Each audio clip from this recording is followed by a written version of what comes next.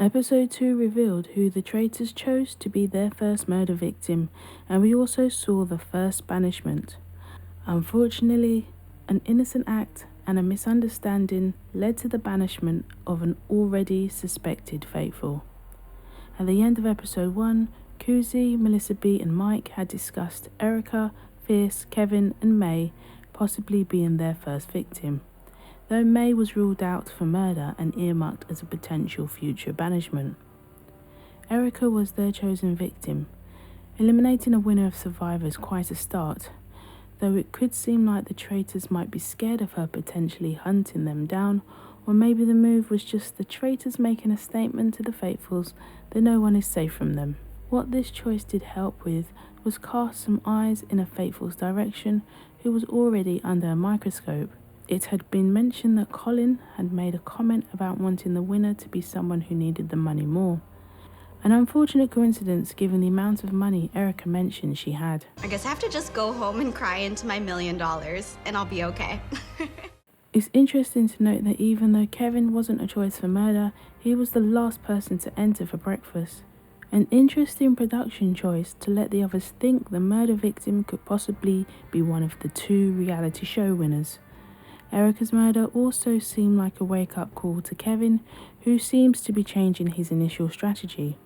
Determined to play aggressively at the start, Kevin is definitely being more mindful about how he proceeds further. Now I need to chill out. I need to shut my mouth. I need to stop talking. I've done enough of that already. I just need to blend into the background and just go under the radar. You're not going to see me talk much more after this. Note to everyone who goes on this show, never volunteer for a mission or you're likely to be buried alive.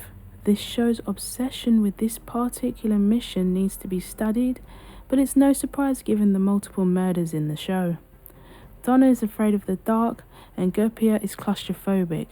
It's unfortunate that they were both on the blue team, the team that had the most trouble finding where to go on the map. So much trouble, they were the only team that didn't rescue their pair in time. This meant that only $6,000 was added to the prize pot out of a possible $9,000. In episode 1, we saw there were many people that mentioned Melissa B being a possible traitor, citing how she acted after the blindfolds were removed. I thought there was going to be more conversations happening where her name was thrown around again, and that we would be witnessing Melissa B trying to navigate herself out of banishment. Though she was mentioned by Crystal in her commentary, Melissa B was not one of the names in contention for the first banishment. That honour or unfortunate pleasure belonged to Colin and Donna. This is where that innocent act ended up playing a part, as it involved both faithfuls. We know that Donna's name was floating around in episode 1. In that same episode, Colin had warned her and suggested talking to the others about it. Colin didn't have to do so. They hadn't spent much time with each other, so no one would blame him for not letting Donna know.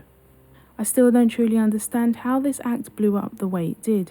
It somehow led to Donna misunderstanding Dominic about Colin, which led to Donna talking to Fierce, and then it continued to spiral. The suspicions about Colin and Donna didn't require much interference or encouragement from the traitors. Once they murdered Erica, they could step back and watch the faithfuls do all the work for them, and one of the main people leading the charge was Rick. Super confident he was going to help banish a traitor at the first attempt. If we vote Colin tonight, we're gonna make Traitors history. The smile at the round table made me think he really thought he was doing something big. As the discussions were taking place at the round table, I did wonder if there were more faithfuls that were leaning away from voting for Colin.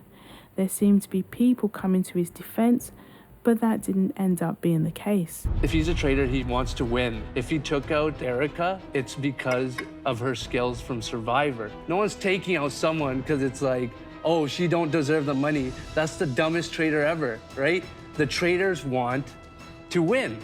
An overwhelming majority voted for Colin, and he was banished.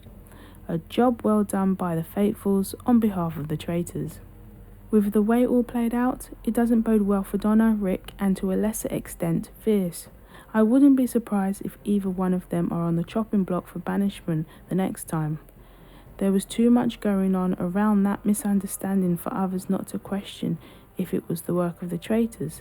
After the round table, I thought Mike was going to reveal he was also a mentalist, but he just pulled a misdirection so he could show a magic trick.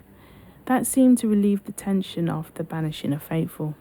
Dr. Nazila, Mickey, and Trayvon were the traitors candidates for murder. I don't think any of them have been shown enough to garner what the repercussions of their elimination would be. Maybe that's the point. It won't point to anyone's direction and might confuse the faithfuls.